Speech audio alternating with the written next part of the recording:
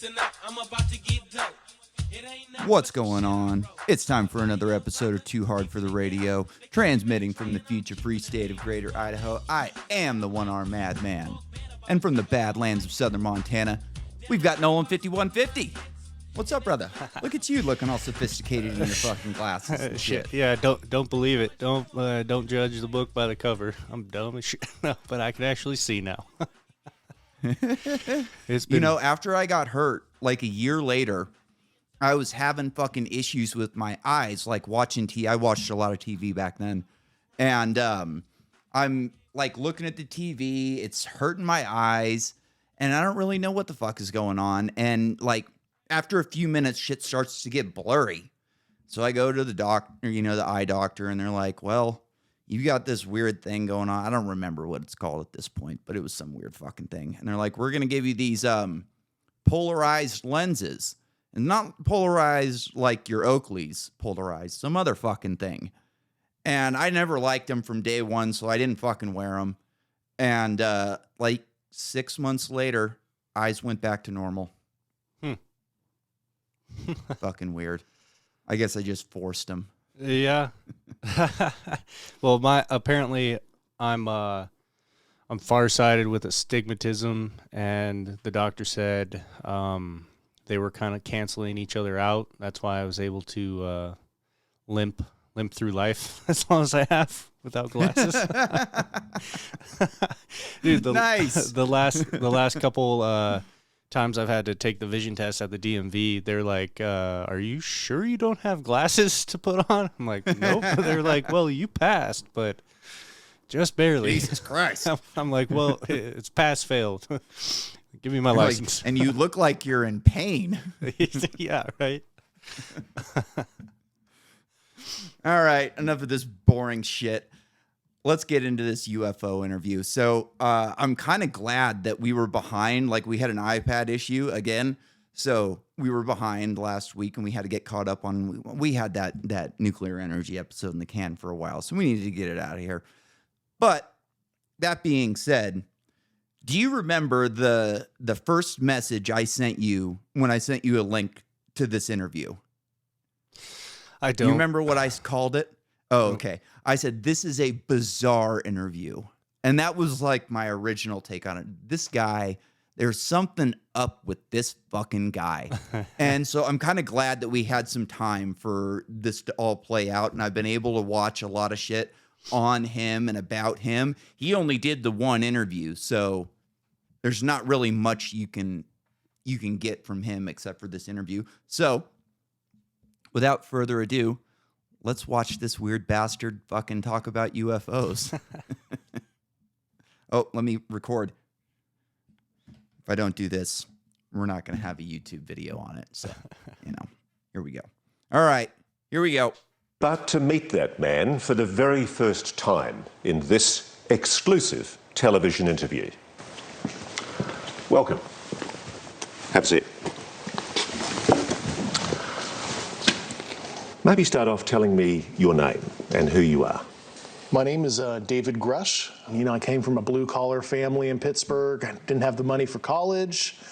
Always admired people in uniform. And I've always wanted to be a part of something bigger than myself. 18 years ago, I got an Air Force scholarship for physics. I originally commissioned on active duty in the Air Force. Served 14 years in the Air Force. I look at this photograph, Dave. Okay. So right off the bat, I think everybody would agree that this guy's weird and there's something up with him. And you can see in his pictures, like there's a high school football game. I believe it's high school. It could have been college. I guess I should have looked a little closer on this. Could have been but military football. Could have been. And he's like standing at attention in his full military thing. And he's going, I always admired men in uniform. You're like, oh, okay. And I always wanted to be part of something bigger than myself. Yeah, all right. So this guy's like a band nerd or maybe a fucking drama geek or maybe a fucking cheerleader. He kind of has that like male cheerleader look to him. We had a male cheerleader in my high school that went and got his leg blown off in Afghanistan. Like, you kind of have to like prove that I'm not gay. I swear. Let me go to the military. I'll show you how not gay I am. Hey, man, I've seen the videos of the male cheerleaders. When you get to freaking stick your thumb. Have you seen the one where the dude, like, puts a chick up and then he drops her down and then totally just smells his fingers? Oh, no, I haven't seen that. Yeah. That's fun. But I don't think most of them are doing that. I think most of them are going, ugh, gross. Like, damn, all right. Gina. So those are some big things. Like, he wanted to be part of something bigger than himself. He liked a man in uniform, which is strange. Maybe. I'm going to try not to fucking pause it too much on this, but this guy drives me nuts. Yeah, he was. And he's a I'm little. not going to be able to help myself. I think he was trying to get probed. Maybe that's what he's looking for. Let's continue. And I see a very proud officer. I was getting promoted to captain when I was deployed. And you still love your country, don't you? Absolutely. A career intelligence officer, Grusch spent time on the ground in Afghanistan and other places he can't mention before rotating back to Washington. I was an intel officer for the U.S. for 14 years. My last position, which I left in April of 2023, I co-led the UAP portfolio for the National Geospatial Intelligence Agency, and some of the highest officials within the Department of Defense and intelligence community used to call on me to advise them on some of the hardest target sets that the country had. He was a spook. One of the most. He was an intel officer. He was a military spook, and then he went on to work in the Pentagon, and I think at one point he was delivering briefings in the White House. So, high-level spook. Guys our age, somehow, like me and you both have me more than you, have gray beards, and he somehow looks way older than we do. Strange. There's just something fucking odd about this robot. Trusted former intelligence officials in the US defense and intelligence establishment. Yes, I was. You were trusted with the most intimate secrets. Yes. And he says the most Straight answer. earth-shattering of those secrets We're not were gonna get revealed many of those. after 2019, when he was invited to join the UAP task force. You had the security classifications to go anywhere and ask anyone anything. I had, Direct based question. on my formal security clearance and multiple polygraphs, I had the ability to be read into any program that I needed. At one point in time, I was extremely highly cleared. What conclusion? The ability to be read in to any program doesn't mean he was read in. Nope. You know, and then he said, at one point in my career, I was very highly cleared. Okay, when was that? What did you look at? What were you? You know, I mean, come on, man. These are very ambiguous answers to direct questions. Did you come to at the end of your time on the UAP task force? The UAP task force was refused access to a broad crash retrieval program. When you say crash retrieval, what do you mean? These are retrieving non-human origin technical vehicles, you know, call it spacecraft if you will, non-human, exotic origin vehicles that have either landed or crashed. We have spacecraft from another species. We do, yeah. How many? Quite a number. You're kidding. Quite a number. No. How many? I thought it was totally nuts, and I thought at first I was being deceived. It was a ruse. People started confiding in me. They approached me. I have plenty of current and former senior intelligence officers that came to me, many of which I knew almost my whole career, that confided in me they were a part of a program. They named the program. I've never heard of it.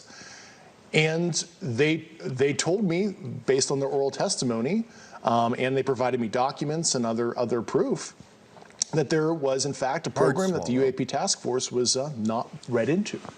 You are a lead. I mean, come on here, man. He's given really, really shady answers here. Yeah. He gives that really hard swallow. I had something that I wanted to bring up there, but now it is escaping me. What do you got? Like he said he was, was he the head of the UAP program in 2023? Oh, it was this. people started coming to me and confiding in I me. thought he was cleared. What the fuck are they coming to you for? Yeah. Like, he makes it seem like I'm just some fucking guy going around doing my job, being a normal spook. And then all of a sudden, sorry, Ozzy, all of a sudden people start fucking coming to me and telling me about UFOs and shit. It's like, what the fuck is so special about this fucking guy? Well, because he said he was involved or in some sort the UAP program, right? So yeah, he was in the UAP task force, but what about Lou Elizondo? What about Chris Mellon? These guys are already out and who are already talking to Newt. Why do they need another fucking guy? Yeah. Yeah, it's like you said. You know what I dude, mean? It's it just smells way too CIA. It's interesting. Yeah, it's very interesting. It's fucking interesting, you know? All right. That the US government has been concealing the existence on this planet of alien life. I would couch it as non-human intelligence, NHI, like we would like to say in our language. Why do you say that? Why do you say NHI? I don't want to necessarily denote origin. I don't think we have all the data to say, oh, they're coming from a certain location, and I couch it as somebody who studied physics, where maybe they're coming from a different physical dimension, as described in quantum mechanics. We know there's extra dimensions due to high energy particle collisions, etc. And there's a theoretical framework to explain that. Yeah. Just let me cut to the quick though. Hey man, I think that UFO came from another dimension, brah. I love how he says in our language. This guy manipulates language a lot. There's a lot of word salad going on throughout this interview, and this is like a classic fucking Chomsky manipulation of language. You just kind of screw with things a little bit in there, and then pretty soon there's no such thing as a man and a woman. It's an NHI. It's not an alien. Yeah. You know what I mean? This fucking guy. Come on. Get a better fucking actor. I mean, well, suppose I'll say there is an intelligent species engaging with this planet. Yes, that's potentially extraterrestrial. Yeah. that's potentially. I speak for everybody sitting at home. That is a shock. It was to me, and I had a lot of sleepless nights. Grusch says he's never personally seen non-human like a intelligence, but he's spoken to enough people directly involved in what he calls the program that he's convinced it's real. All right, they just show him walking through, like, I don't know, it looks like a parking lot, maybe an alleyway or something like that, with this dude, and he's just walking around, looking, he's he's all smiling, looking like a fucking dope. Dude, whistleblowers, this guy, I'm here at great potential danger to my life. And here he is, look at like a fucking moron. Not like, holy shit, I'm about to be shot by somebody for talking about this. yeah, that it stinks of some kind of operation where he's got the credentials, to back up what he has the, he's been places and been in charge of things and whatever. So there's a little bit of believability possibly that he has been somewhere in the government and seen some shit. But like you just said, he's never seen any form of intelligent life, but he's talked to several people and he's convinced based off of what other people said. It's like, as soon as that's said, I'm like, okay, well, let's hear something. An actual witness. Yeah, let's hear something from the guy that saw the fucking big headed green thing. I mean, his fucking court. I mean, no court would take him as a witness. They'd be like, oh, what? You talked to somebody who saw this? Yeah, right. And they showed you pieces of paper? Yeah. Okay. Next witness. I started out as a non-believer. I came to the problem as a hardcore physics guy, intel officer. So I have a, excuse my language, high factor. I was very methodical, interviewing people who didn't know each other, making sure this wasn't some kind of cover-up of some other program. He says he pressed to gain direct access to this program, and that's when his trouble started. Grusch claims his investigation was stymied, his requests for access rebuffed. They shut the door in my face. They denied me access to these programs. Soon after, he says, he endured Because you're a reprisals weirdo. and retaliation from Can't above. trust you. He then Yeah. reported that your information to the psychological intelligence profile said community you were gonna inspector talk. general. That's why he's filed this whistleblower complaint. He says that experience is why he decided to go public here, and in a recent article written by Leslie Kane in The Debrief. You're not being paid for this interview? No, I'm not. Why are you doing this? It's a sense of service, you know. Call me a Boy Scout or whatever. It just when I saw the kind of wrongdoing I did, I don't want to be 60, 70 years old in the future and have that, coulda, shoulda, woulda kind of feeling where I could have made a difference. I do not want to live a life of regret. You are saying to the human race, for the first time, an official intelligence time. representative at a high level from the US government is saying publicly, we are not alone. We're definitely not alone. Absolutely, the data points empirically that we're not alone, yeah. You've said that the United States has spacecraft, intact craft. We do. Do we have bodies? Do we have species of Well, non-human? naturally, when you recover something that's either landed or crashed, sometimes you encounter dead pilots. And He said the United States has spacecraft. Yeah, we got a lot of them flying around right now. Yep. We have bodies. Yeah, man, they're up there in those fucking things. And, sometimes they crash. And yeah, we've got bodies. It's kind of easy to make up a story that you're telling. This is how people pass lie detector tests. Yep. Is they are able to believe the story themselves, and a lot of times they can reframe the questions. Yeah. So if you don't if the interrogator doesn't ask the question in the right way, then they can put themselves in a different frame and go, "Oh yeah, we got tons of spacecraft and we got bodies." Yeah. Because maybe we do. It's Maybe like we do. Maybe we've got test pilots. We've got their bodies. Yep. Or maybe there's little chunks of spacecraft and bodies from the space shuttle. Maybe that never happened. Either way. Anyways, let's continue. believe it or not, as fantastical as that sounds, it's true. Have you seen spacecraft? As fantastical as it sounds, it's true.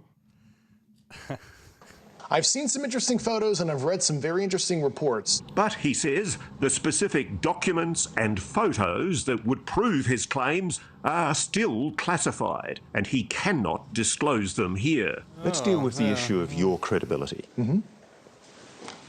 Why should we believe you? You're just somebody coming out of nowhere, making claims that we really, ultimately, can't prove. Yeah. Well, we provided Deep breath. the proof internally to the Inspector General and the Hill staff, and we went into all the details. I mean, I have the credentials. I was an intelligence officer on the UAP task force. But let's face it, allegations of aliens and their spacecraft are hard to accept, even coming from a respected insider. Even if you call them NHI and UAP, how could such NHI travel to Earth in the first place and go undetected by the general public? Grusch says the craft may not be travelling through space as we understand it. It is a well-established fact, at least mathematically and based on empirical observation and analysis, that there most likely are physical additional spatial dimensions. And you could imagine in 4 and 5D space where what we experience as linear time ends up being a physical dimension in higher dimensional space, where if you were living there, you could translate across what we perceive as a linear flow. So there is a possibility that, and this is a theory here, I'm not saying this is 100% the case. I thought it was an established fact. It could be that this is not necessarily extraterrestrial, and it's actually coming from a higher dimensional physical space that might be co-located. Space Daddy. Right here. What can you... So earlier he described himself as a hardcore physics guy. Yes. Yeah. Does that sound like a hardcore physics guy or somebody who's been given a crash course in what's popular in ufology right now? No. He just starts talking a bunch of gobbledygook. He says it's a well-established fact and empirical evidence. So based on empirical evidence of particle accelerator, what? These are theories. String theory is a theory. M theory is a theory. These are theories. Anybody who knows anything about basic physics knows that higher dimensional physics is a theory. I don't know. You got anything else? I'm kind of interested to see if this guy will pop up on any other interviews. Yeah. No. You know, I don't think so. But Tell me about that. Maybe we should try to get him on. Oh, yeah, right. These craft, these technologies. Why do you know it's exotic? Based on the very specific properties that I was briefed on, isotopic ratios that would have to be engineered for it to be at those levels, but also just extremely strange, heavy atomic metal, high up in the periodic table arrangements that we don't understand, what the emergent properties are, but there's just a very strange mix of elements. So you're absolutely sure that the materials that these craft are made of are clearly not of this earth? Yeah, they're sophisticatedly engineered, certainly not by humans. Dude, Okay, so pay attention to this one too. They're sophisticated. That's a big word for him that comes up later on. But dude, this guy's out of control. What were you gonna say? Like with he was talking about what these craft are made of. He's like, I don't know. Maybe there's just some elements that we have no idea about, and who knows? And it's just it's stuff that we don't know. I mean, maybe. Nothing this guy is saying makes me believe that he actually, has any real information about extraterrestrials, about anything. Yeah. Yeah. Or if he would have known how to vet it, like if they did feed him information, is this fucking hardcore physics guy really going to know how to vet it? I mean, come on, man. This fucking guy's out of his mind. He must have been just set up as like a fall guy or something to try, because the government officially already came out and said that UFOs exist and we don't know what's going on. He had to go and get cleared at the Pentagon. So essentially, the Pentagon went through everything that he's saying and says, okay, you're not saying anything classified. You're good. That's all they care about. Yeah. So, like, they want you to think of a whistleblower like fucking Snowden or Chelsea Manning. Yeah. Where these people are actually, like, fucking did something, or they have to live in other fucking countries. Or look at Julian Assange, who's being fucking tortured to death in prison. Like, this is what a real whistleblower looks like, not this fucking guy who went to the Pentagon and said, hey, daddy, is it okay if I say this?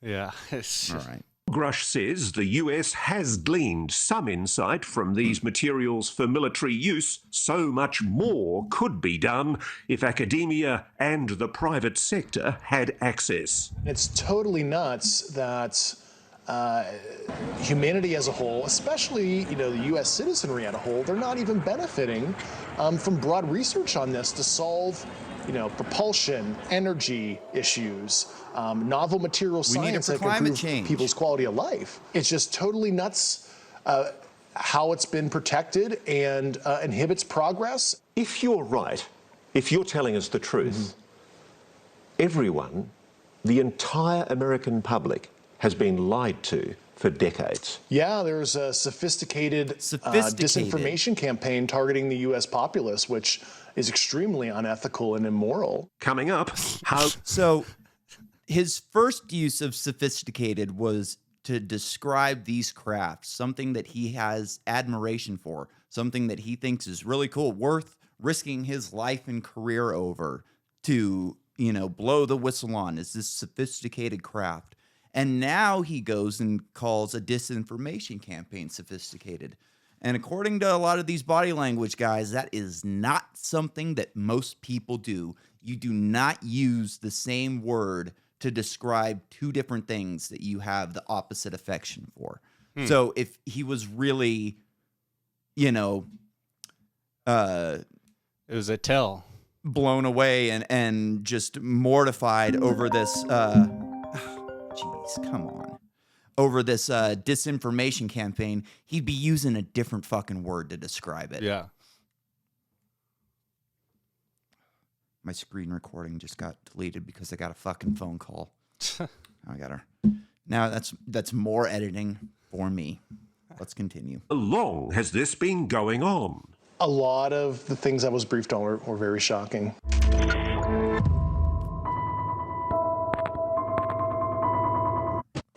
I got to fast forward because there's literally no version The of this interview UAPs. It's on 1933 YouTube from without the fucking very commercials. Consumer cellular. So let's start from the very beginning. You say it's a 90-year cover-up. Just about, yeah.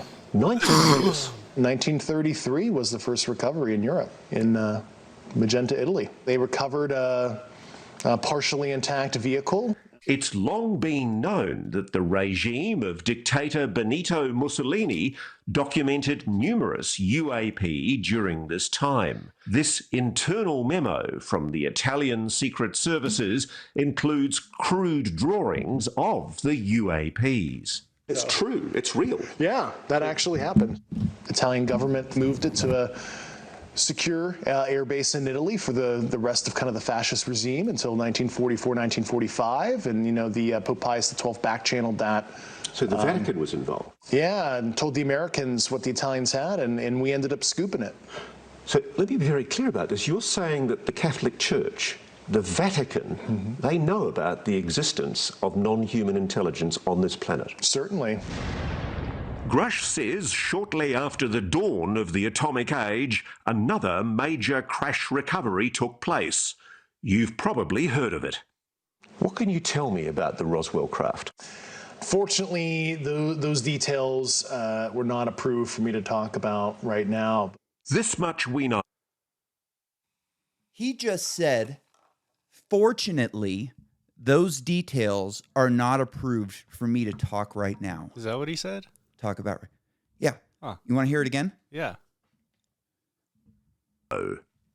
Fortunately, those details were not approved for me to talk about right now. What the fuck is up with that? Yeah. That's a weird one, right? That's I mean, really is that weird a slip? Was he saying unfortunately? Like, I don't think that was a slip. That's what I was trying to listen to. I'm like, oh, did he just like throw a quick like mumbled or something, or maybe? I mean, I think it was a slip in the other direction, not like he slipped up and said the wrong word. I think he slipped up and said, told the truth. Fortunately for me and my yeah. group, us, the way you remember how we talk about it. Yeah. Fortunately, we don't have to tell you about that right now. Yeah, I found it interesting that they were talking about the crash in Italy and it's.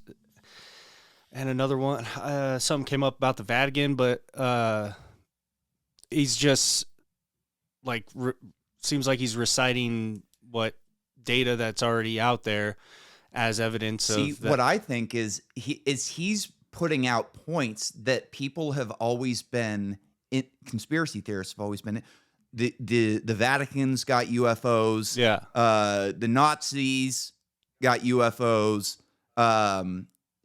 Was the Maelstrom Air Force Base did they mention that while I was Not yet. getting a soda? No. Okay, well we'll get to Maelstrom. They're going to go over Maelstrom. Same thing. This is like UFO folklore. This is like, see, I just had a slip right there, but I've got fucking dentures in and I'm thirsty and I was but that guy wasn't fucking slipping. Yeah. All right. Anyways, let's continue. This much we know.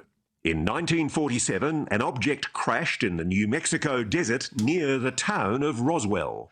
The Air Force recovered material described as metallic and rubbery, though the government changed its story as to what it was, calling it a flying disc at first, then a weather or spy balloon. It just read ridiculous to me that the US Air Force had changed its story. Yeah, and they added additional elements over time and tried to conflate additional programs to explain some of the events. Why are these things crashing? Yeah, some are landed, some are crashed, and I think that's an interesting discussion that's come up, as advanced as, we are, as humans, right? Planes crash, cars crash. Just because you're some advanced sentience that has advanced technology doesn't mean some small percentage still means you're going to get wasted and crash into the plane. Meet an unfortunate operational conclusion, as we might want to say. An unfortunate operational conclusion. He got all fired up about that one.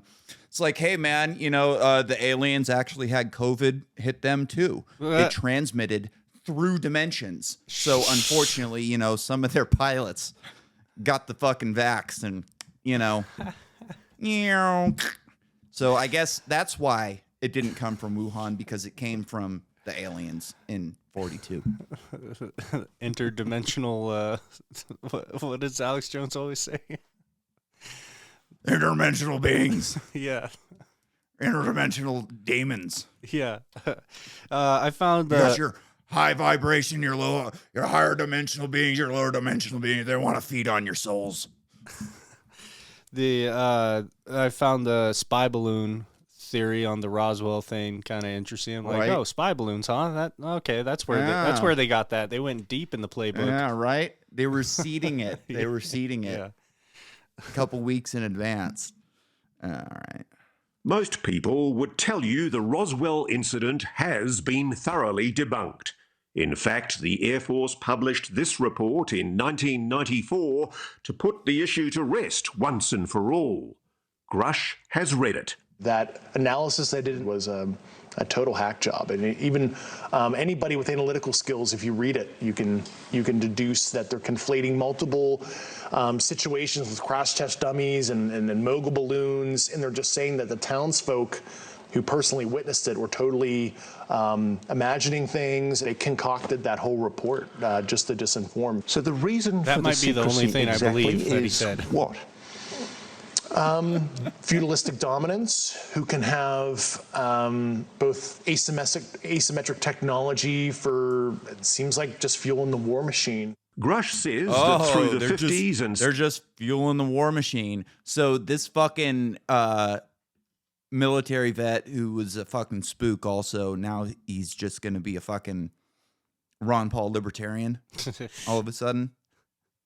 But also, like, respect his classified security clearances. We're fueling the war machine, but also I can't really tell you about it because it's classified. Yeah, some fucking whistleblower. Right?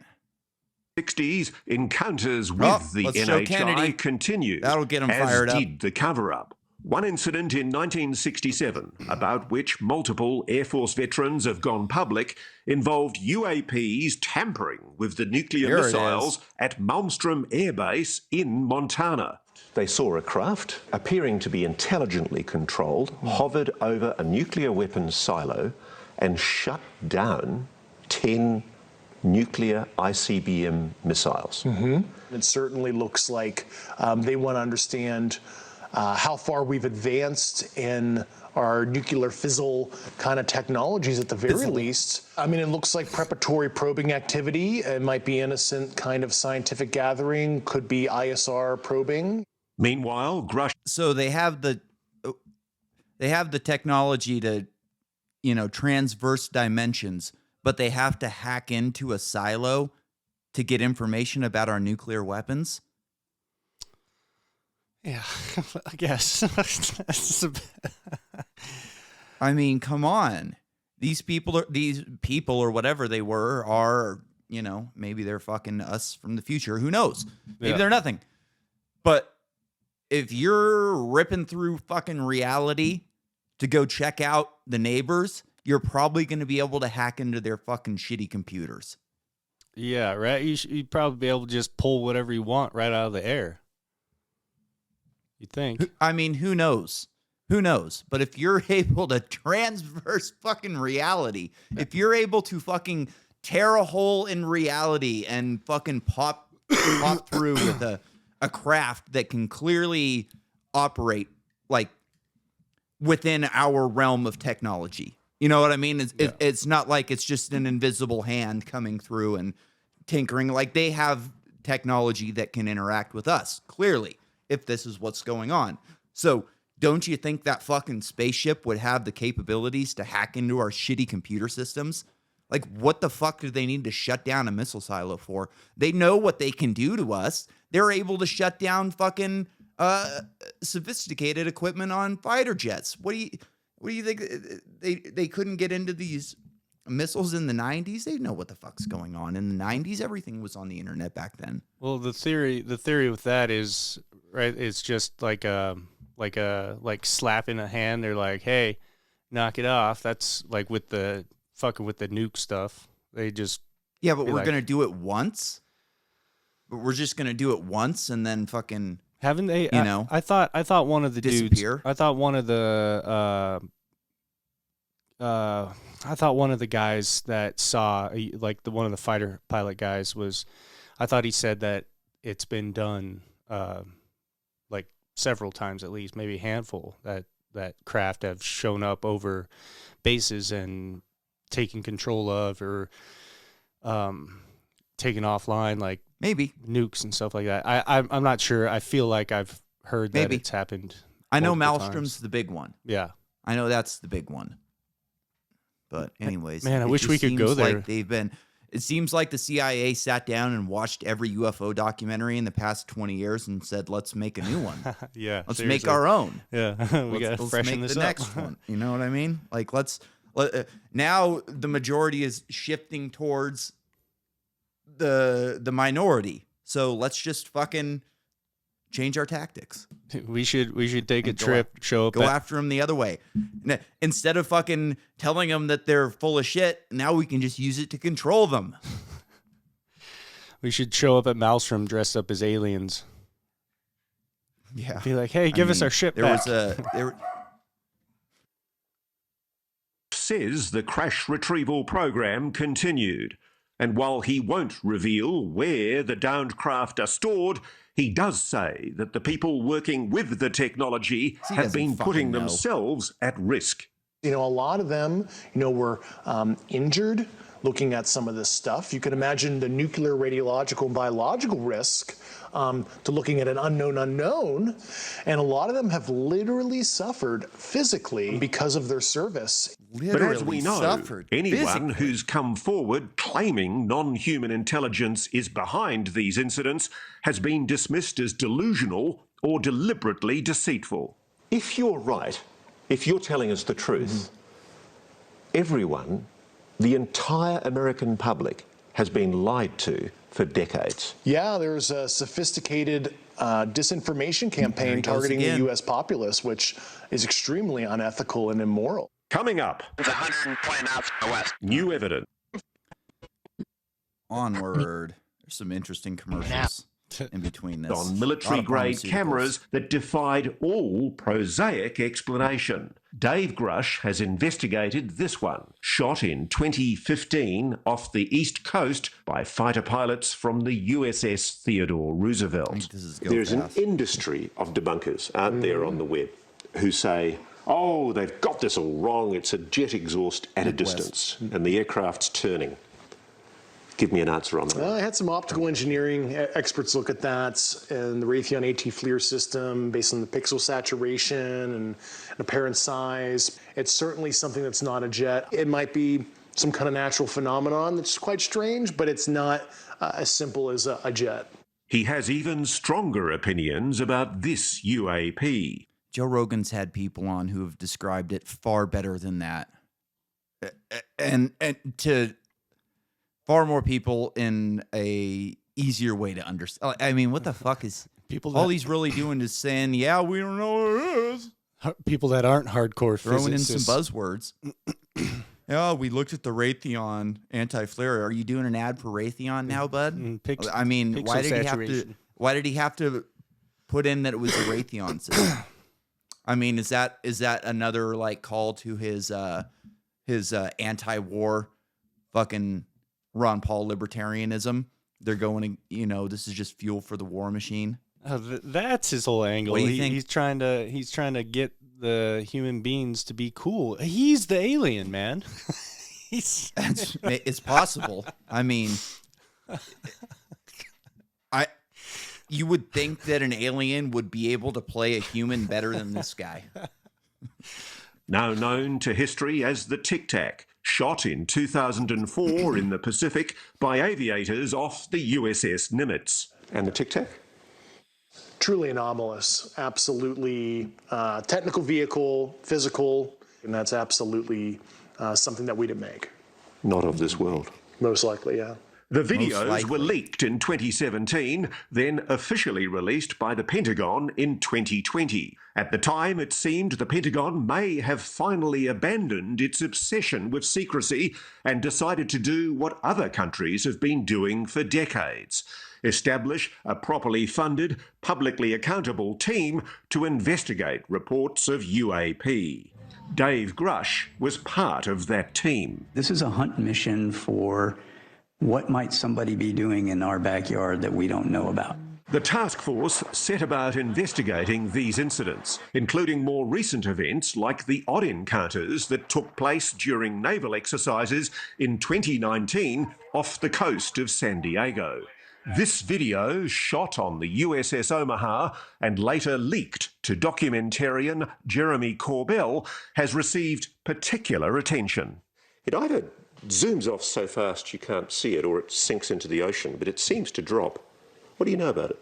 It was truly anomalous. But Grusch says the promised new age of government transparency is a fallacy. For starters, he says the videos that have been released are just the tip of the iceberg. There are many videos that are totally fair to release through a declassification process. And I find it very concerning from a transparency perspective that all that the department has declassified were those three famous videos. There are more concerning videos that left me with a lot of questions, yeah. He says there are credible witnesses who could testify to Congress about spacecraft, big spacecraft. A lot of them were very large, yeah. Like a football field kind of size. And I remember interviewing these personnel. I'm like, either these people are lying to me, or having a psychotic break, or quantitative answer. This is some crazy but true stuff that's happening, and I have no good explanation that's prosaic at all for this, because this is not explainable by swamp gas everywhere, St. Elmo's fire, ball lightning, etc., etc. I mean, this is like tangible technical craft they're seeing up close and personal in some cases when I interview people. It's not swamp gas or ball lightning. It's not any of the stuff that we used to fool you guys with. That we used to try and fool you guys with. Now we got to go to a different thing. So, that's the closest we've gotten to a quantitative answer, was a football field size. That's the closest. We haven't gotten any numbers at all. And I mean, this guy, he's just, his mouth and his head and his eye, he's just all over the place. Like he's slapping on fucking Adderall. Telling you, there's a button or something behind his ear that you press, his face opens up, and there's a tiny little motherfucking alien in there running that son of a bitch. Yeah. My God. Hey, it's just, he's so annoying to watch. Yeah, like I can't stand him. And I'm so glad to be done with him after this fucking episode is over, because I've watched so much of this guy at this point that I just am fed up with him. I can't stand him. Oh fuck! I hope he somehow sees this and then contacts you. He wants to come on and defend his truth. And at the centre of it, the crash retrieval program the government has never publicly acknowledged. A program, Grusch says, that's included at least one private aerospace company that is storing alien craft. Is that true? That is how a lot of these relationships are. While I don't want to name the specific companies and government Skunk elements, Works. but Why? Skunk I Works. thought it was the war overall, machine. you know, the government has been the custodian of a lot of this, right? And they'll hand receipt it out to a cleared defense contractor to do some analysis, which I find highly unethical. You have basically a sole source arrangement, and you allow certain private corporate elements to look at this, develop a potential insight, and then sell it back to the government for profit. And I think that's totally unethical. The problem you I think that's just totally unethical. Does this sound like somebody who is actually fucking like slighted by ethics? No. By No. something like this? I mean, y'all listen to me enough to know when I am truly fucking outraged by something. And this guy does not seem to be outraged at all. He doesn't even like up his tone or change his demeanor when he's talking about it. It's just fucking part of the script. Part of the script. I mean, there's no passion whatsoever in anything that he's saying. Oh, except when he's denying any like mental issues and stuff like that. He's very, very. Yeah, just let's wait until we get to that part of the video. got is there have been categorical denials from high-level officials in the US government, Long even video. presidents, that what you're saying is true.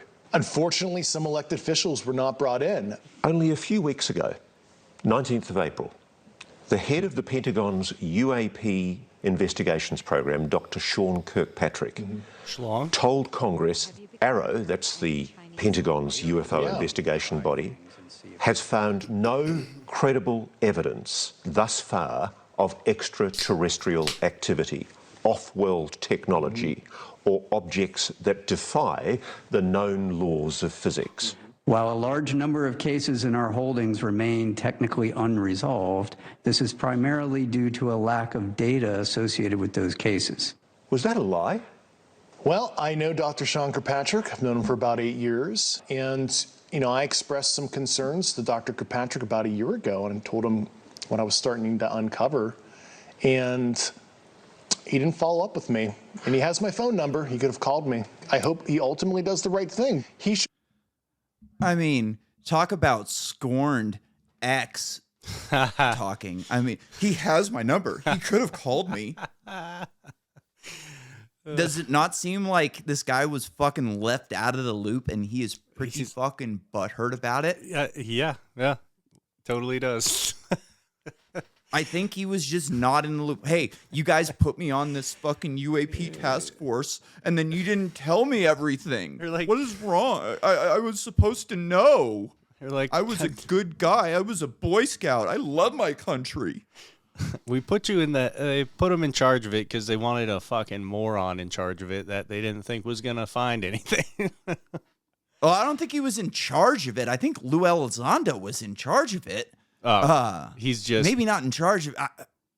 He to me like, I don't trust Lou Elizondo, but he is far more believable than this character. Yeah. Be able to make the same investigative discoveries I did. It's totally crazy if he doesn't. So the implication here is that the head of the very body that Congress has ordered to tell the American public the truth about UAPs is possibly misleading the American public. Do you think the American public is being lied to? Well, they've been lied to over the years, and I'm hoping that the lies stop. Coming up.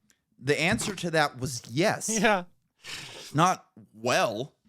I'm hoping the lies stop. It appears that way. Like, what the fuck?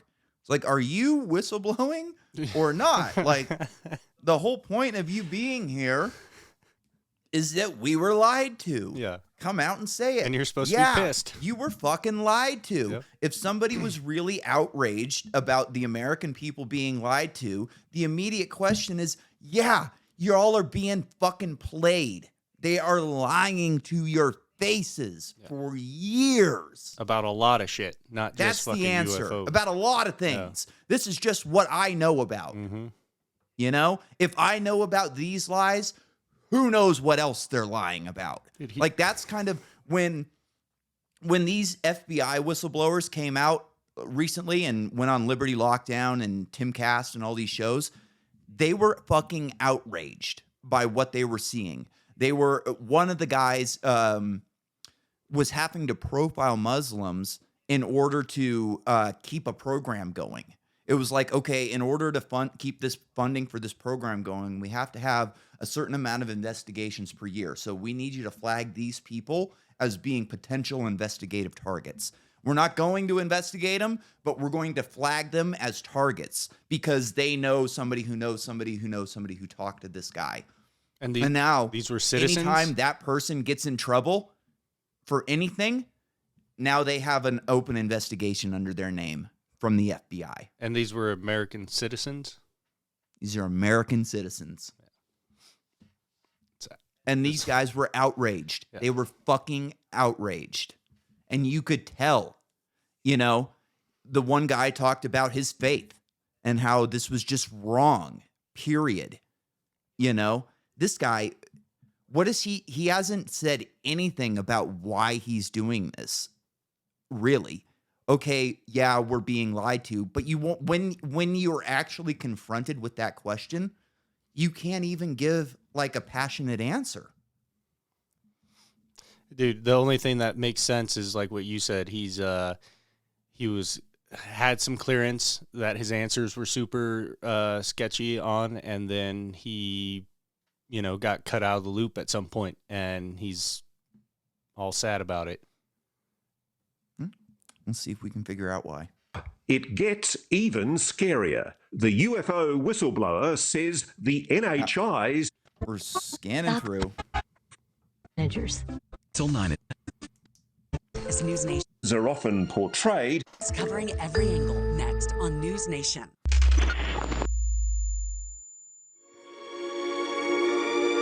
In the movies, the aliens are often portrayed as peaceful, even cuddly.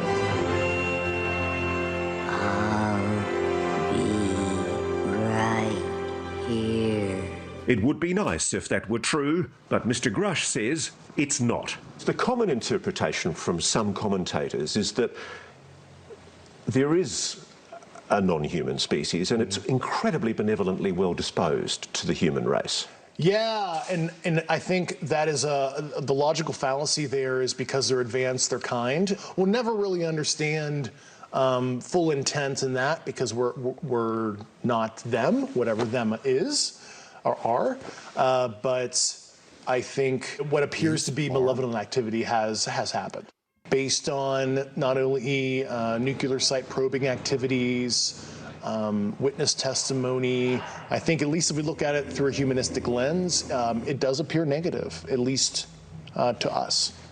I've been told that there have been attempts to bring down craft, that we've acted offensively against non-human craft.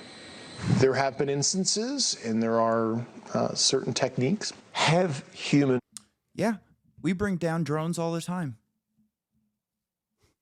You know, we have techniques to bring down non-human craft. Yep, absolutely. We've got techniques for that. Yep. We shoot them down all the time. Go over to Ukraine right now and we're shooting down drones every fucking day. All right. Beings being hurt or killed by a non-human intelligence. While I can't get into the specifics because that would reveal certain U.S. classified operations, I was briefed by a few individuals on the program that there were malevolent events like that. Now I'm scared. People have just heard you say non-humans may well have murdered human beings. That seems to be the case at one point, yeah. And there's more. At one point. Grusch says the United States is not the only country that's encountered NHI and their technology. So at one point in time, Americans were murdered by non-human intelligence. Mm-hmm. All right.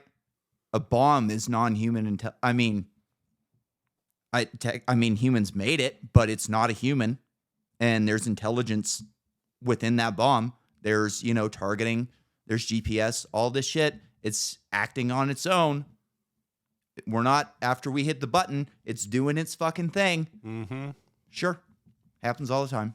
Is our geopolitical rivals have their own crash retrieval programs, Putin and which they are Xi Jinping. also secretly exploiting for military purposes. We're in a competition with their adversaries to understand this. CCP. And it's a multi-decade Cold War that has been under our nose for so long. And, you know, there is no good way to level the playing field and hold other nation states accountable if they're doing unethical or illicit activity as it relates to this subject. And I think the obtuse secrecy is actually putting us in a very dangerous position where a country might make a breakthrough. Let's say it's an adversary of ours. And it is so destabilizing. You say there's been a Cold War behind the scenes. I don't know why they cut that part of the interview. He said it's so destabilizing, and then it jumps to Ross. Huh. So I'm wondering what he said there. Yeah, I think that's an interesting thing. And in the way he's talking there, he's not talking about somebody who uses the term war machine. You know what I mean? He's talking like an intelligence guy. He's talking like a military guy. He's saying leveling the playing field, how we can keep each other accountable, all of these military terms that do not jive with war machine. Yeah. If you're somebody who uses the term war machine regularly, you're not really going to talk this way unless you take it to another. So it would be interesting to hear what he said there. What happens, what, you know, are we falling behind? Like, I think he was going to say something like, we fall behind because of their advancements. I think that's where he was going with it. And we need to open this up to academia and private industry so we don't fall behind China. And they got, the CCP marching and tanks and everybody like that. Oh, be scared, be scared. We need this technology to save ourselves from evil China. There's billions of them. Oh my God. Maybe this is just a little piece so they can finally unveil a bunch of crazy tech that we have, and they'll just be like, yeah, we've had this for a while now, but now that everybody knows, look at all this cool shit we can do. I get shit when I tell this to people, but it's far more likely that this comes from a breakaway civilization than it does from another civilization. It just is. I mean, maybe it was the Nazis kind of broke off and did their own thing down in Antarctica or in South America or something like that. Maybe there's a branch of the United States military or the intelligence apparatus. Who knows what? Maybe it's a private thing that is receiving black budget money that operates in a different world than we do. We don't know what they're doing. I mean, we know there's black ops and there's black projects, but it could go even further than that. They could be, living under the ocean in big fucking underground dome or big underwater domes, and they could have these incredible cities. We don't fucking know powered by what's what? going on under there. Powered by what? Yeah, nuclear. By fucking UFO. No. By nuclear. Yeah. All right. China. There has been a Cold War with our peer adversaries, yeah. Why hasn't Russia or China come out and spoken publicly about this? I think they're in a similar, pickle as us, where it's they understand maybe some of the socioeconomic destabilization factors in their own society. But if this non-human and socioeconomic destabilization factors, what the fuck are you talking about? That's still the same fucking, oh my God, the sky is going to fall if people find out that we have aliens. Don't you think that Russia right now, if they had fucking UFOs, they'd be going, hey, look, we don't need the fucking West.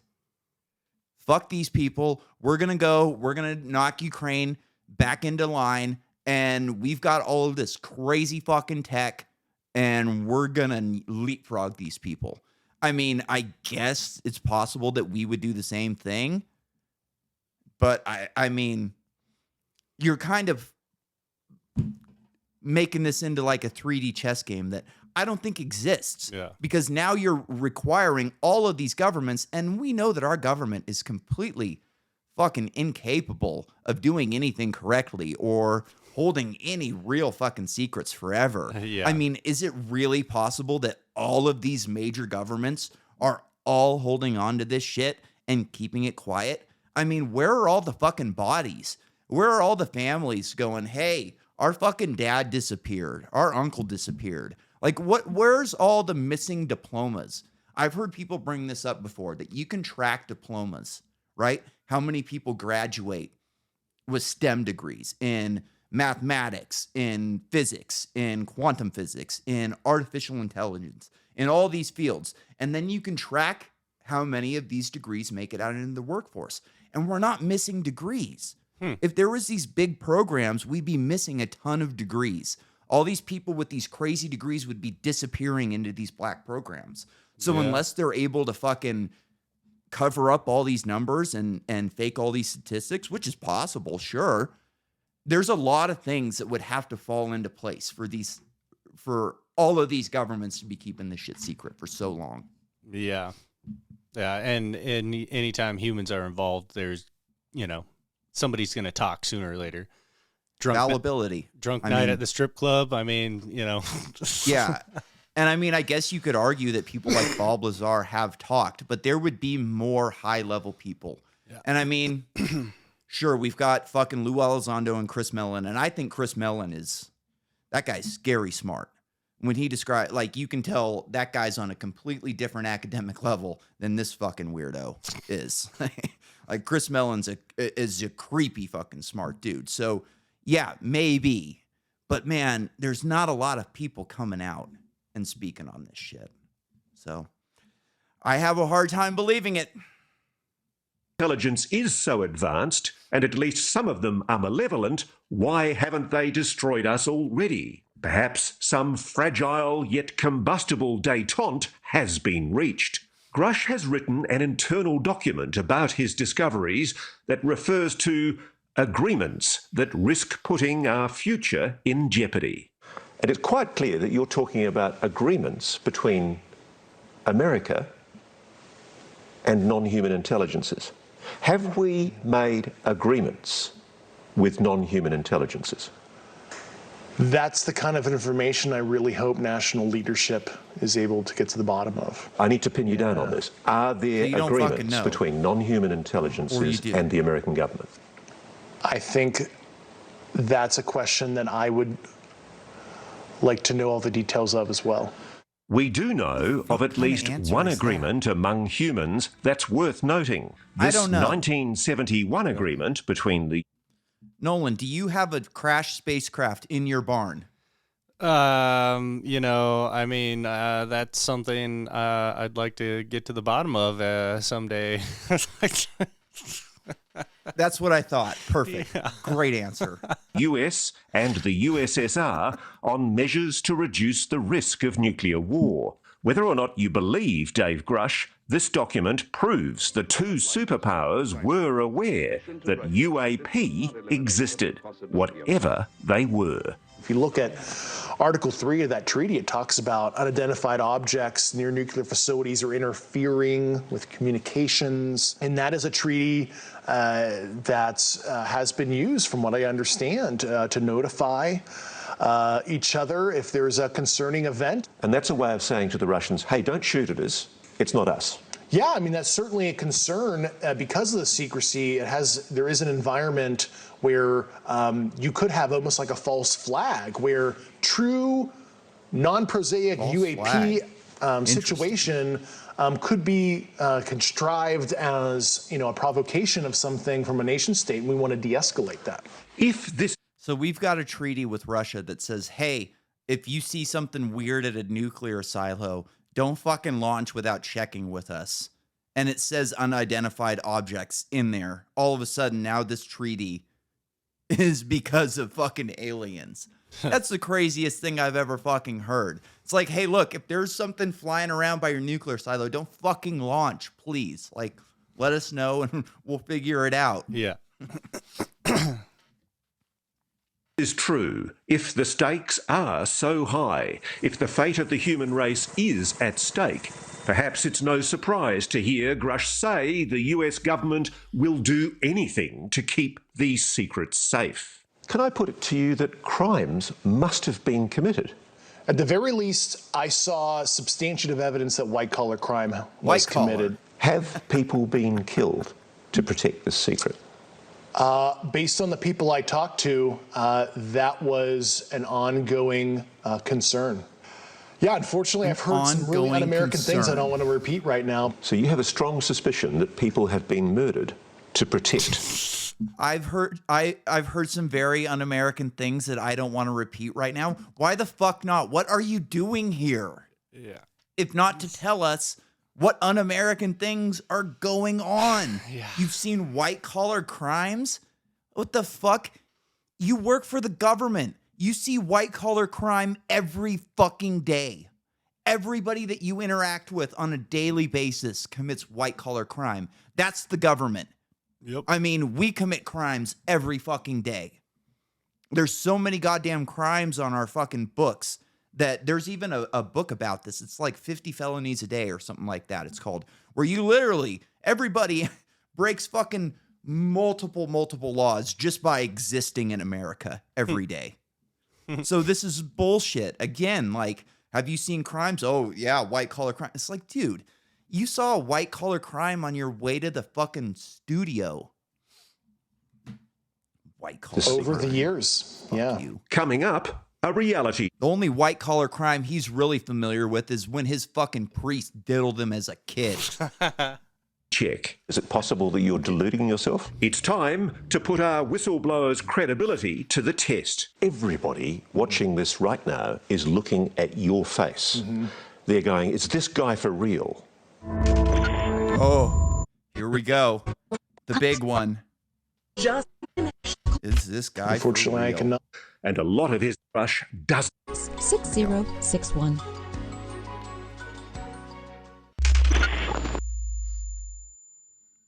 Let's talk about what Dave Grusch doesn't have. He doesn't have smoking gun documents or photos. He doesn't have official confirmation of his claims. He's just a guy talking on camera, and a lot of his answers to our most pointed questions sound like this. Can you comment? Unfortunately, I cannot. So, who is this guy really? I don't want fame or fortune. I'm just here nobody. to provide public leadership on an issue that I uncovered, and I thought it was totally outrageous. News Nation has confirmed outrageous. through multiple sources that was like- Dave Grusch That was the most fucking animated or outraged we've seen him through this entire fucking interview. He was saving That's the only time he showed any emotion or any hour. And it just seemed like he was up on stage in front of his high school going, this is fucking outrageous. is who he says he is. An Air Force veteran from Pittsburgh who worked in military intelligence and was part of the UAP task force. Spook. Maybe he's just a confident, well-spoken, ex-military Well-spoken. intelligence He's officer definitely not that. who just happens to have lost his mind. Do you have any kind of mental illness? No. Have you No. ever had a psychosis, a delusion? No. Is there anything in your medical history that might be capable of being interpreted as a reason why you might be confabulating, making things up? No, I'm not a disgruntled employee. I resigned on my own accord because I thought altruistically it's more appropriate to show thought leadership on the outside on this now, because I, hit an impasse within the government to try to right this wrong. So I've got to be... What actually happened is I was in the coat room blowing Lindsey Graham one day, and then he dropped all of these files out on my desk. He stuck his dick in my mouth and said, "You're our guy now." In all seriousness, though, it's hard to tell if this guy's wearing a wedding ring or not. Sometimes it looks like he is. Other times it looks like he's not. It's fucking hard to tell. But this guy, imagine...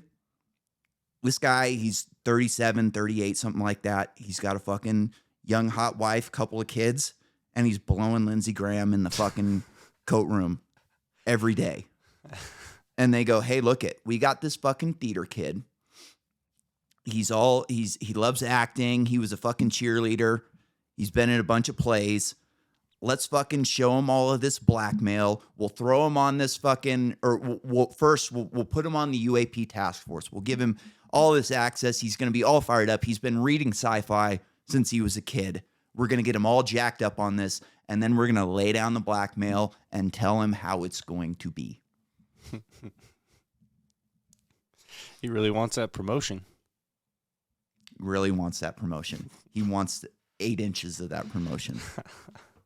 About this. You're not making this up. This is not a lie. No, absolutely not. He laughs. Because everybody watching this right now is looking at your face. They're going, is this guy for real? I am for real. And I'm sitting here at great personal risk and obvious professional risk by talking to you today. You've told us that we really are not alone. Even though you believe what you say is true, you haven't been fed disinformation. It's a common thing in intelligence for governments to mislead. Yeah, I was very sensitive to that fact. Was this some kind of ruse against me? Am I being used in any kind of way?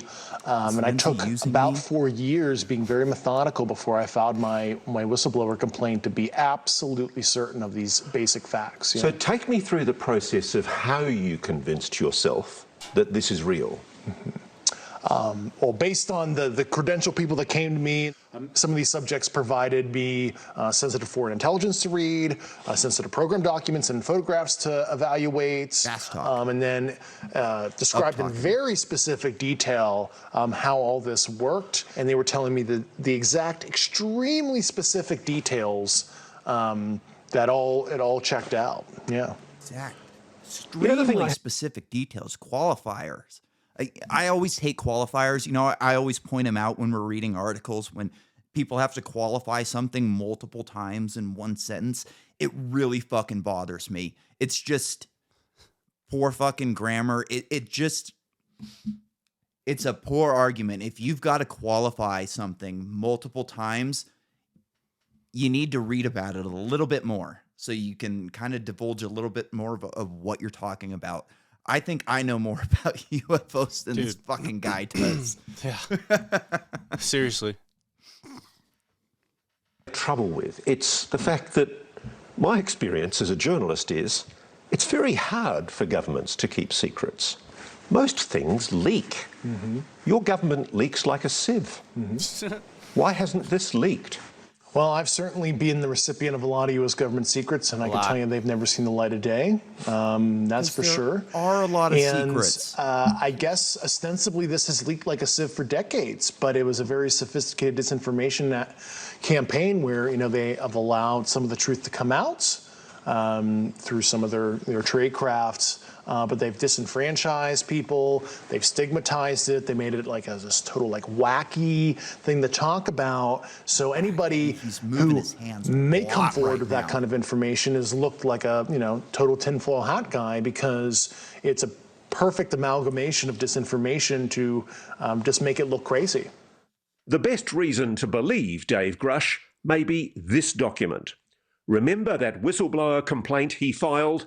It would seem it hasn't fallen on deaf ears. So the Inspector General of the Intelligence Services of the United States has the information you've got. God, I can't wait. And more importantly, the Inspector General made a determination about the credibility of your complaint. They found, after interviewing myself and the subjects and other subjects that I'm not even cognizant on who they were, they found my complaint urgent and credible. For the intelligence committees. The word credible is important, you appreciate. So an official investigatory body of the United States government has determined that your allegations are credible. Correct. Coming up, if it is true, then what? What are we going to do if the biggest secret on the planet is now out in the open? You know what? And what are they? I've had enough of this fucking guy. Let's move on. Let's see how this was fucking... have you watched or, taken in any interviews or podcasts about this? Like, how do you think this has been received so far? Either people just trying to like back it up and double down on the just seemingly useless steaming pile of shit that he spewed, which like he gave no information. So it's either people just trying to like back up the nothingness, or it's people just outright being like, this guy, he's got nothing. Like he's got nothing behind what he's saying. And it honestly, it made me crack up so bad when the interviewer guy was like, he's got nothing to back up his claims. There's no evidence, and he can neither confirm nor deny anything that he says is true. So yeah. And we waited until the last part of the interview to tell you, to put that. We couldn't have put right in the beginning, hey, this guy's fucking giving us nothing except his reputation. Yeah. And, we did our best to, but, who fucking knows at this point. He's full of shit, and if you got 40 minutes. Like, one of the biggest things that I've noticed is I think that the UFO community is just eating us up on a silver platter. I watch a lot of fucking UFO interviews and shit like that because I like it. And I think that they're one of the biggest fallacies that they operate on is like what they were talking about actually in the interview is thinking that these people or things, whatever, are going to be good because they're advanced, that they're going to be good. Yeah. And I went ahead and pulled one of my favorites, Isaac Arthur, to kind of give us a breakdown of what we could expect from a different alien civilization. Science fiction novel, The Killing Star, the authors suggest 3 such rules we'd expect to be true of all intelligent aliens. Rule 1. The aliens will believe their survival is more important than our survival. Rule 2. Wimps don't become top dogs. Rule 3. Aliens will assume that the first 2 rules apply to us as well. Or to clarify, whether or not they are friendly folks who'd give you the shirt off their back, or so hostile they try to wipe out all other life, they will still place their own existence above yours, as evolution will instill a survival imperative. It's pretty much what it does. It also doesn't produce wimps, and they don't get to be dominant over their planet to explore the galaxy beyond if they are. They're not likely to be physically fragile, but even if they are, they'll be beyond deadly in the overall sense, same as humans are. Humans stand at the apex of a 4 billion year deep corpse pile, and everything else still alive and kicking in the modern era of this world is a sophisticated survival machine too. Killing machine. So aliens we meet are likely to be the same as us in this regard, very good at surviving and in a way that lets them control their world, not just hide, flee, or defend from threats, but proactively deal with them. They will also assume everyone they meet out in the galaxy probably will be too. Exceptions to that ought to be rare at best. I think that's an interesting point that he makes that the UFO community doesn't really consider a lot of the time. Yeah. Like imagine, like we were talking earlier, these beings, if they come from another dimension, they've got the energy to rip through reality. Just imagine what kind of weapons they would have. And of course they would have weapons because they're going to be like us. They're going to be killing machines. Yep. That is how you dominate a planet. There's a really great sci-fi book. It spans through a bunch of books, but it's Larry Niven, Known Space Universe, where he has an alien species called the puppeteers, and the puppeteers are prey animals. They're not predators like we are, and they turn out to be even more brutal than we are because of the way that they think and how they act. They end up essentially sterilizing their planet of anything that could do them any sort of danger beyond like a hangnail and start over. So we're not so bad in a lot of senses. Yeah, that I was thinking. So maybe the government does know that there's, maybe they're in contact. Maybe there is a fucking treaty. Maybe this whole COVID thing and everything was an agreement to try to make a show of compliance that we are not a threat to them. Maybe they're threatening us with destruction, and we're trying to be like, hey. And that brings up one of my favorite solutions to the Fermi paradox, which is dark forest theory, which is essentially that our universe is a dark forest. And what is the one thing you do not want to do when you're lost in a dark forest? Call out, make noise, build a fire, because you could be fucking lunch or dinner or breakfast real fucking quick. So I mean, imagine if something's coming from another planet in another star system, the kind of energy that it requires to make that journey. You're going to be traveling at a significant portion of the light speed, maybe 20, 30% speed of light. All you have to do is launch a fucking, a big rod from God out of your ship. Not even very hard. You just got to push it a little bit. It's just got to and be there it's accurate. at 30% the speed of light. And, you know, depending on how long it's going to take you to get here, it could wipe out all of Earth and life could start over again by the time they make it. You know what I mean? Yeah. If you're going 20, 30% speed of light and you can launch something with some decent velocity and it heads up to 50% speed of light, it's going to get here a whole lot quicker than they are. How about that weird, remember that weird object that passed somewhere? Oumuamua. Yeah. That was kind of interesting. That'd be right up that alley. Because they were saying it doesn't look, or it supposedly wasn't like naturally formed. It looked like it had been manufactured or something like that, I think. Yeah. You know, the one person, I was going to pull a clip, but I knew this was going to be a long show, so I didn't. But Avi Loeb was actually fairly balanced on this. I don't know if you're familiar with Avi Loeb. He's the guy who kind of went out and said Oumuamua could be technology. He's a Harvard guy. He went on Joe Rogan, I think. And he's kind of was like, yeah, this guy he hasn't seen anything. He doesn't give us anything. All we're taking is his word. He kind of covered it the same way that we did, except less fucking entertaining, I would say. But, you know, another point that they make in here is that this went through the same channels as the 2017 report in the New York Times. This went through Leslie Kane and Ralph Blumenthal. So I've got a little bit of Leslie Kane here for us to watch. Harder for people to wrap their minds around the concept of a crashed object from somewhere else. It's easier to accept that, yeah, we see things in the sky that we can't explain. Journalist Leslie Kane broke Grusch's whistleblower story this morning in the debrief. Ms. Kane's career has been mainstream and credible, having written a series of reports on UFOs in the New York Times dating back to 2017. He has the credentials, but there's no documents that he's handed over. There's no pictures. And as a journalist, you want to see documents, you want to see pictures. Does that raise a red flag? Not at all, Brian. What? Not at all? Huh? Not at all. I mean, isn't that the wildest fucking... At least she gave like a direct answer and you can kind of believe her. Like, yeah, no, she was not concerned at all that there was no evidence here.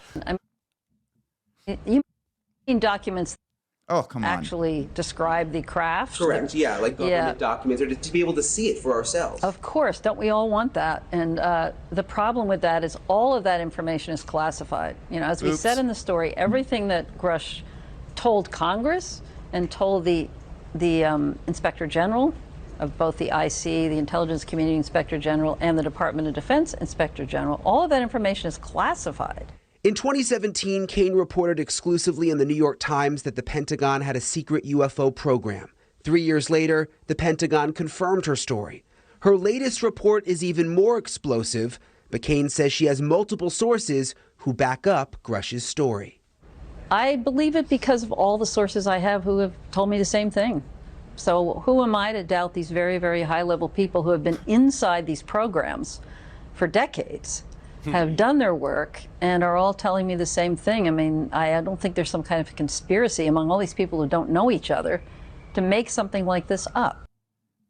All right, so first of all, this woman looks like a crazy cat lady. I think she's got about 5 or 6 cats. I think she sits in her fucking house and she does her journalism thing, and I think she's into fucking UFOs.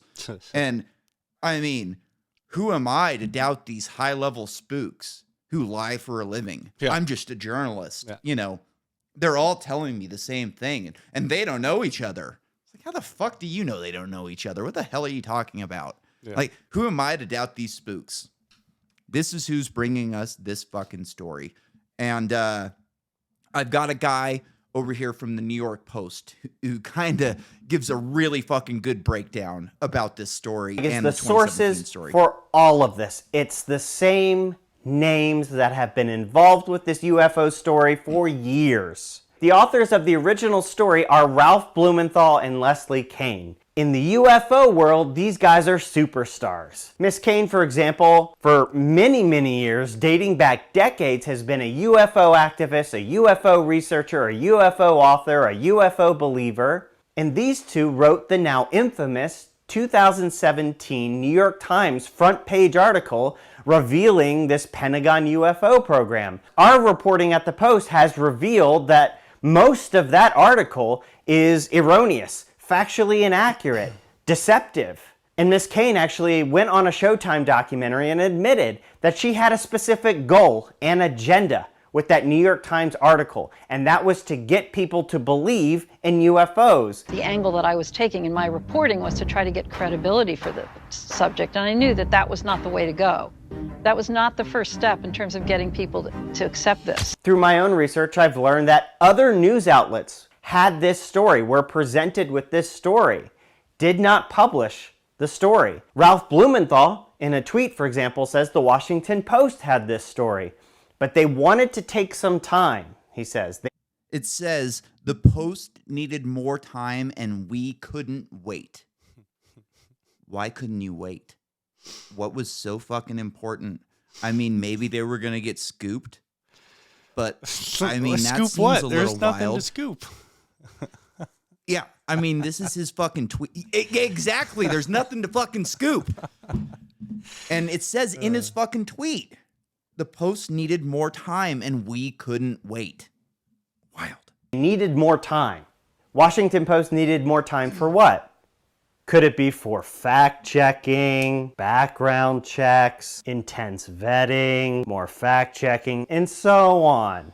Anyway, they couldn't wait, so they just published it in the Debrief. Now, what's the Debrief? The Debrief is a low-level underground media outlet, and they run lots of UFO stories. They got their start running UFO stories, breathless UFO stories, thousands and thousands of words of UFO stories on the Debrief. So to recap, a lot of red flags with this story, but that's not stopping the story from spreading like wildfire. I think that's a pretty good breakdown of this fucking report. You've got a crazy cat lady, you've got another guy who doesn't want to get scooped, and you've got a fucking obscure UFO site who's going to run anything. And you've got a guy who has nothing except a cool story that he can't tell very well. Yeah. Oh, well, fuck. We'll power through these last clips, but this is important shit. We want to get this on the record so we can fucking refer back to all of this shit later. Right. That's the whole fucking point of this, is for the record. Anyways, I could have gotten fucking endless clips of UFO podcasts talking about this. Like Jimmy Church talked about it every day for a week. And the one guy I was really looking forward to hearing on this was Richard Dolan, because I think he has the best like grasp on how evil the security state is and how evil the fucking government is. So let's listen to Richard Dolan and Jimmy Church talk about this. Military background, but his clearances, the UAP task force, is it the NRO, right? I think he. That's right, NRO. This is pretty heavy. Now we're in heavy duty territory here. Why would he not be telling the truth? Why? Right? Why would he lie? Ross, unbelievable. Ross asked one of the best questions ever, and he is good. Ross Coulthard. Mm-hmm. And he looks right at him and goes, "Dude, are you lying to me?" Right. And so that's the question. Why, if you have the career that you have and you have the reputation that you have, why would you throw it all away? I don't think that you would. I just don't. I think this is why most people He's already out consider of him very government. credible. And let's just be clear. I think most people do consider him to be credible. He's got Most some people detractors. consider him Of to be course, it's going to credible. happen when you're making a claim like this. But I think he seems to have an excellent reputation. He comes across as a young guy to me. You know, he's 36. I think he's almost sounds a little flippant 36 when he going on talks with 55. Ross Coulthart a little bit. That's just maybe his age. Nothing wrong with that. He seemed very forthright overall. And what do you think about his demeanor, his body language? I know there's been a few people who've like tried to analyze his body language. I've seen a couple of attempts for that, and I don't really know what I think about that. I think some of you see him shaking his head sometimes when he's saying something positive and affirmative, but I think it struck me as just like he's looking at the incredulity of the whole thing. Like I didn't find his body language to be a problem. I just found him to be. What were you watching? Yeah, he's a young guy. You know, he's a young guy who has a certain demeanor that you would see from a younger guy, not an older guy. Young That's robot. about it. But I didn't find him clearly deceptive. I don't believe anything this guy says. I looked at him. Yeah, I mean, like, what interview were you watching? Yeah. That was the most. And to be clear, the first day that this interview came out, I sent you a link saying, we have to cover this. This is a bizarre interview. That was my first. And this was before I even watched the whole one. This was only like the one where you got a couple of seconds of him. Yeah. And I was like, this guy is fucking out there. Like, he's bizarre for sure. So I just don't know what the fuck these guys are watching. And I think they're so drunk on the Kool-Aid that, like, they just want this to be true way too bad. Well, either that or they just want people to believe it no matter what. And that's one of the things that have scared me the most as I've gotten older is seeing how many fucking people just will follow or do whatever they're told just because a handful of people on the TV or on their cell phone, on TikTok, they tell them this is the way it is and just follow it. It's crazy. Yeah. I mean, how many people on TikTok know what a psychological operation is and how it's performed, and like how it's done? None of them. Like, none of these fucking kids. Oh my God, the government's telling us about aliens. All right. So we got lucky on this one because I searched through all the body language guys to find out what body language, and there was a couple really bad videos. One asshole had the Joe Rogan mic, like the SMB7, the nice $1,200 mic, and he didn't have it plugged in. What an asshole. I'm like, I can't fucking play this. Your microphone's not plugged in, you dickhead. Maybe it was Bluetooth. And there was another one that wasn't good either. But these guys are the best. You'll have to go and watch their podcast sometime, Nolan. They go through all these, like, it's mostly court.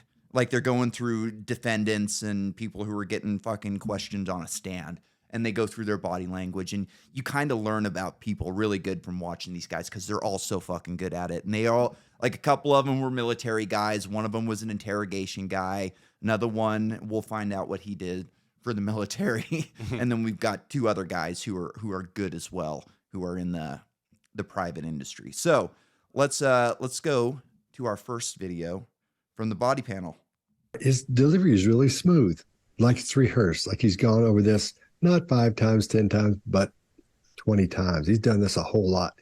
That's what it sounds like to me. He's really confident. His volume's good. He's got great eye contact. You're right, he's got an odd baseline because he moves so much. His head moves so much, and he uses his whole mouth when he says words and all, when he's talking, and it just looks weird. And it's that overconfidence that children have quite often that I see that. Now, at the same time, I think this is a master class in micro expressions because his mouth movements and his eye movements and his eyebrows and his brow are flying around everywhere. And I think you can lock up the specific words he's saying, and you can see the anger in him, and you can see the fear in him, and you can see the confidence in him. You can see these things when you start narrowing them down. and which we'll go over a little bit later on when we get some really huge ones in here. Yeah. I mean, these are things like I've been watching these guys for a while, so I kind of pick up on this type of shit to begin with, but I don't think you have to be in tune with something like this to pick out that this guy is fucking weird, that there's something off about him, that it should send up your feelers. Like, you should have red flags about this type of thing. Anytime the government is coming up and telling you, we've been lying to you for 50 years, but now we're going to tell you the truth, you have to be skeptical of that, especially in something that you want to be true. I think everybody watching or listening to this podcast would love it if this guy was telling the truth. I'd be, I don't know if I'd be happy or not, actually. I don't know if I want the government having that type of shit. Probably better if they don't, if I'm being honest. Yeah. But, maybe some data showing something going into a wormhole, I'd be cool with seeing that, If you could prove it, if Eric Weinstein could sit down and say, this is a fucking wormhole, like, I'd go, okay. Like, yeah, all right, I'm down. Yeah. Let's fucking go. But I don't think that's what's happening here. Let's go and check in with one of the other guys here. On this, I apologize. I sat for a while this morning trying to figure out just what it is that's making me uneasy about this whole thing. It feels dark to me, and it feels like something is off about this. And it has the feeling of a person involved in something bigger than themselves, as if they were maybe told to make this happen, maybe told to blow the whistle in an orchestrated way. And this has the hallmarks. This has the hallmarks of a disinformation campaign. I'm the guy that trains the U.S. Army Psychological Operations Command on this stuff. Unusual tonality, like we saw here, happens often on stage. Unusual and repetitive phrases happen often on stage. Sophisticated. Immediate delivery of lines without taking time to process questions happens on stage. Word salad. Lack of anger about things you're supposed to be angry about happens on stage. Immediate mouth closure after delivery of lines happens on stage. Vagueness happens when questions are asked that aren't in the script on stage. No numbers. This feels stage or somehow artificial, and I'm not saying it is by any means any of that, because maybe he believes most of this. I think it's possible he believes most of this, but something is very off and almost seems dark about this. And the second thing I wonder about is whether this is about the greater good or him, if the first thing isn't true. Mm-hmm. You remember right in the beginning of the interview, one of the first things that he said is, I wanted to be part of something bigger than myself. Yep. That's the first thing possibly be bigger? That was the first red flag for me. I was like, Right? What could possibly be bigger than divulging to humanity that we're not alone? Yeah. That's the biggest fucking thing you could ever be a part of. And he's right in the fucking middle of it. Yeah, he didn't. I think he's right. I think it's very possible that he believes all of this shit. Yeah. It's also possible they've got blackmail on him. It's also possible that, he was scorned lover and that he wanted to be in and didn't get in, and they kind of figured it out. There's so many different things that could be going on with this guy. I really like what he said about lack of anger when he should have. Like we were saying, like when we talk about the war machine, when we talk about deindustrialization of energy, like these are things that we're passionate about. You can tell that this stuff really fucking grinds my gears. That guy just had it seemed like he had a planned script and he was following it. Mm-hmm. And that was on it. And I think one of the reasons that they're adding in this war machine, these anti-war type of things, is because it's pretty fucking obvious to the establishment right now that the American citizens' taste for war is diminishing greatly. We are not fired up about this war with Russia. How are we going to keep cashing checks at Raytheon if they're not into this? Well. All right. Last one from the body panel. This guy's on a mission. I think he's been set to say this, whether somebody said here, like you were saying, you got to go say this, but this is on purpose. I really think this is disinformation. And I think this has been set up by somebody else. At the beginning, he says, I always want to be a part of something that was bigger than me, just like you were saying, Chase. I always want to be a part of that. And by doing this, by being the sacrificial lamb is what it's supposed to look like, then that's what he's doing. It's about time for him to get out anyway, with what he's doing. Why not go ahead and do that? And if all these people came to him pretty much in this short amount of time, start talking to him about it, why would they choose him to talk about it? Why would these people be telling him other than that? So whether it's something he's at the beginning just said, you know what, I will do that, or they pushed him out and he doesn't realize it. I think he does realize what's happening, but there's always that chance that he didn't realize that's what happened. But I think he's on a mission. I think he's doing this on purpose, and not for the morality of it or the ethics of it at all. But that's just what he puts it on. So he has to get angry and come up with his anger when he talks about that. I think that's why we're seeing that there. But he always wanted to be part of something that's bigger than him, and this is the way he can do that, because he's not going to get in trouble for what he's saying. He's already okayed or had okayed everything that he would talk about. So I'll end it by saying I think he was on a mission. I think that's what's going on. This guy has been a spook for his entire fucking career. And, he says, I'm here at a great risk to my professional life. Lou Elizondo, Chris Mellon, fucking Bob Lazar, these guys aren't like hurting for cash, I don't think. Yeah. You know what I mean? And if you were Raytheon, if you were Lockheed Martin, wouldn't you want to be hiring the guy that has the goods on the UAP shit? I mean, I don't buy this, oh, I'm screwed, I'm this whistleblower, blah, blah, blah. No way, man. You could have a fucking speaking gig on CNN, I'm sure. Like, there's all different kinds of shit this guy could be doing right now. And he hasn't done one other interview. That guy on the New York Post, who has done a very good job covering UFOs over the years. He did a podcast with Nick Pope, like a couple episodes. It was good. Like, they covered it, I think, very fair. They're very skeptical with this government bullshit. He called this dude for comment, and he hung up on him. He goes, hey, I'm from the New York Post. Click. I mean, what kind of whistleblower doesn't want to talk to the fucking media? Yeah.